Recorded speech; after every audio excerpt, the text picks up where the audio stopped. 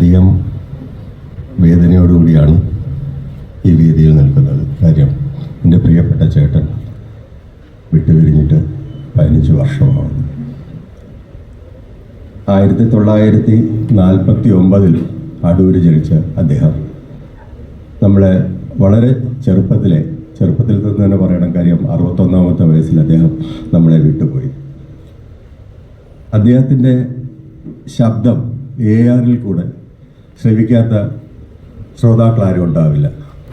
സകല കലാപ്രതിഭയായിരുന്നു അദ്ദേഹം.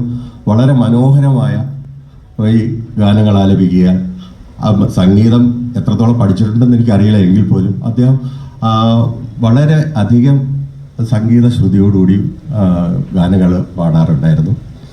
അദ്ദേഹം അത് കഴിഞ്ഞ് അനൗൺസറായി, തിരക്കഥാകൃത്തായി. ഒരു നടനെ സംബന്ധിച്ചിടത്തോളം ഒരു കഥ അത് തിരക്കഥയാക്കി ജനങ്ങളുടെ മുമ്പിൽ അവതരിപ്പിക്കുക എന്ന് പറയുന്നത് ചില്ലറ കാര്യമല്ല. അതുപോലെ തന്നെയാണ് സംവിധാനം എന്ന് പറയുന്നത്.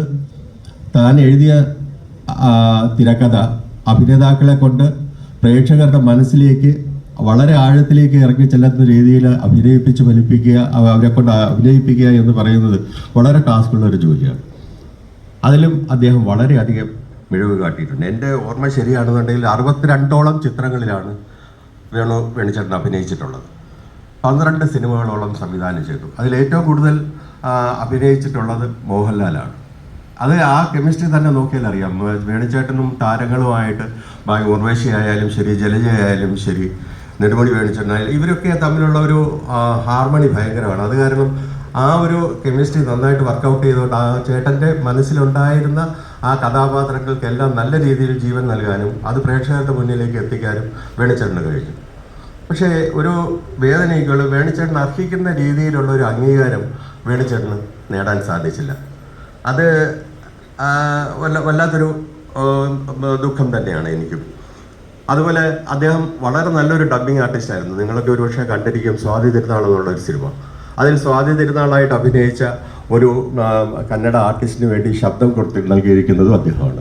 അപ്പം ആ രീതിയിലെല്ലാം എല്ലാ രീതിയിലും വളരെ മനോഹരമായിട്ട് അദ്ദേഹം മലയാള സിനിമാ ഇൻഡസ്ട്രിയിൽ നിറഞ്ഞു നിന്നിരുന്നു. പിന്നെ വേണിച്ചേട്ടനെ സംബന്ധിച്ചിടത്തോളം പലരും പറയും വേണിച്ചേട്ടൻ ഒരു ക്ഷിപ്രകോപിയാണ് എന്നൊക്കെ. പക്ഷേ മനസ്സിൻ്റെ അകത്ത് ഒരു രീതിയിലുള്ള കളങ്കം മനസ്സിലില്ലാതെ അദ്ദേഹം സ്നേഹം എല്ലാവർക്കും വളരെയധികം സ്നേഹം നൽകിയിരുന്നു. ഈ പിണക്കങ്ങൾ തന്നെ സ്നേഹത്തിൻ്റെ ഒരു പര്യായമാണ് അദ്ദേഹത്തിന്. നിസ്സാര കാര്യത്തിന് പിണങ്ങും, പക്ഷേ ആ പിണക്കം അത്രമാത്രം സൗഹൃദമുള്ളവർക്ക് മാത്രമേ ഉള്ളൂ, അല്ലാത്തവരെ പുള്ളി മൈൻഡ് ചെയ്യത്ത് പോലുമില്ല. പിന്നെ കോമഡി ചെയ്യുക എന്ന് പറയുന്നത് ഒരു നമ്മളെല്ലാം വേണിച്ചേട്ടനെ കണ്ടിട്ടുള്ള വിഷാദ കാമുകനായിട്ടാണ് മിക്കവാറുള്ള എല്ലാ സിനിമകളും കണ്ടിട്ടുള്ള. ഒരു ദുഃഖഭാവത്തോടു കൂടിയുള്ള മുഖമാണ് വേണിച്ചേട്ടന്. എന്നാൽ വളരെ മനോഹരമായിട്ട് കോമഡി എഴുതാൻ കഴിയുമെന്ന് അത് നല്ലൊരു സംവിധായകൻ്റെ കയ്യിൽ കിട്ടിയാൽ അത് സൂപ്പർ ഹിറ്റ് സിനിമയാവും എന്നുള്ള തെളിയിച്ച ഒരു ചിത്രമാണ് കിലുക്കം എന്നുള്ളൊരു ചിത്രം. പിന്നെ നല്ല ഗാനങ്ങളുടെ അദ്ദേഹത്തിൻ്റെ വേറൊരു ചിത്രങ്ങളിലെല്ലാം നല്ല ഗാനങ്ങൾ ഉൾപ്പെടുത്തുക എന്നുള്ളത് വേണിച്ചേട്ടൻ്റെ ഒരു സ്ഥിരം ശൈലിയായിരുന്നു. അതനുസരിച്ച് അദ്ദേഹം ചെയ്തിട്ടുള്ള മിക്കവാറും എല്ലാ ചിത്രത്തിലും നല്ല നല്ല ഗാനങ്ങളുണ്ടായിരുന്നു. ഇവിടെ നമുക്ക് നമ്മുടെ ഇവിടെ എത്തിച്ചേരാൻ മോഹൻലാലിന് പറ്റിയിട്ടില്ല.